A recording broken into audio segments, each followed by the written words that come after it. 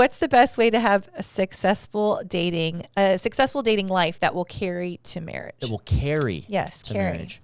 All right. What's the recipe for success?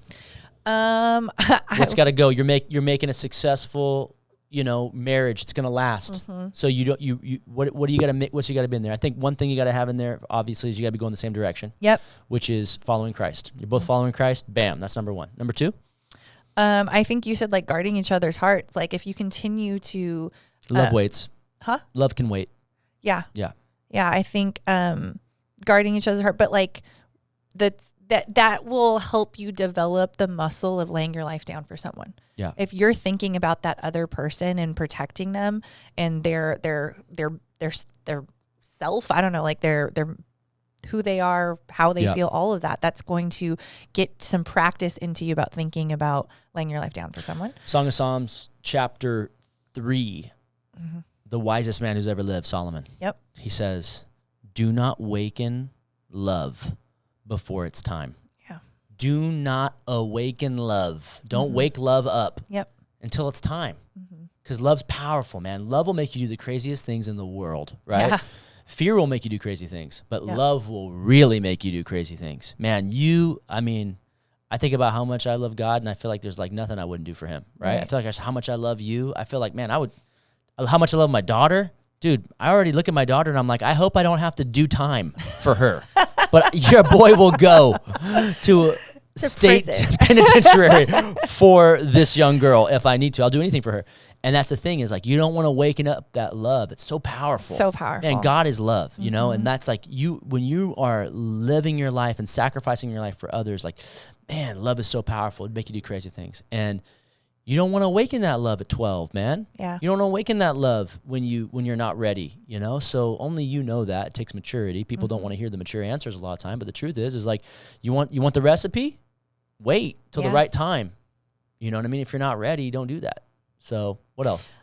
I think too, counsel, right? Like getting people, I think when they say carry into marriage, like premarital counseling was one of the best things I think we did to set up our marriage. And I think if we get in a rhythm in life where we're seeking counsel from people that we trust and that we know, bring people into that. Like it will not disappoint you when you're trying to make decisions and navigate your emotions alone. That's dangerous. Yeah. And so dudes, okay, here's the default nature of any dude. Yeah. Give them some advice. Every dude out there wants to be king. That's what dudes want. Dudes want to be the king of their own castle. They want to have independence. They want to be in charge. They don't want their mom telling them what to do anymore. Just doing their laundry. That's it. They don't want accountability necessarily. They want to just be independent. Sure. And that is the sinful, selfish nature of a man, right? And women too, but men for sure. It is not natural for a man to go to another man who is further along in life and be like, will you mentor me?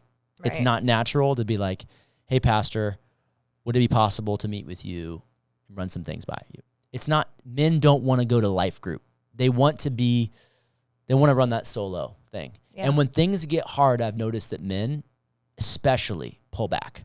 They're just saying, I'm going to dig down deep and I'm going to pull myself up by my bootstraps and I'm going to grind this thing out. And like men tend to have this independence that just sabotages them from what they really need, which is people around them to help. Yeah. And so when there's someone in you're dating somebody, and let's say you're a young lady or an old lady and you're watching this, and you're dating this dude who's a maverick, who's a rogue, who's solo, who doesn't have good friends in his life and doesn't have a mentor or a pastor or any Christian leader or authority over him or helping him, that's a danger zone. Yeah. And it should not be attractive. Right. For some reason, I feel like that's more attractive, though. People see that confidence and they see that. Oh, I don't think it is. Well, I tell you what should be attractive is humility. Yeah. Is the man who says, hey, I don't have it all figured out, and I'm not going to gamble with our future, so I'm going to get somebody to help me, and I'm going to serve at church. I'm going to be in a life group around Christian friends. I'm going to have some eyes on this. Yeah.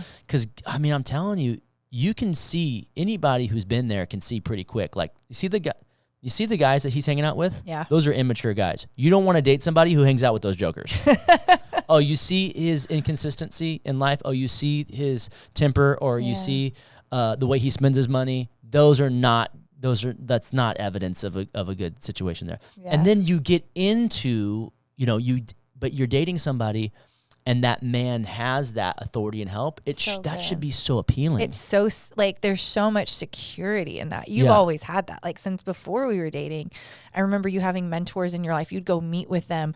What are the things in my life that I need to grow in? What is, like, that for me, I think even going into our dating relationship was such a foundation that, like, this guy doesn't think he's the king of the world, and he's not going to, like, just trample on me and step on me, and I don't, just all these things. Well, pastors have become the spiritual dads to families, because back in the day, if you wanted to marry somebody, you had to go ask their dad, right? Yeah. And the dad would be like, I think they still do that for the most part. Yeah, but does the dad really have the liberty or the permission to say, you know what, son, I don't think you're ready to marry my daughter.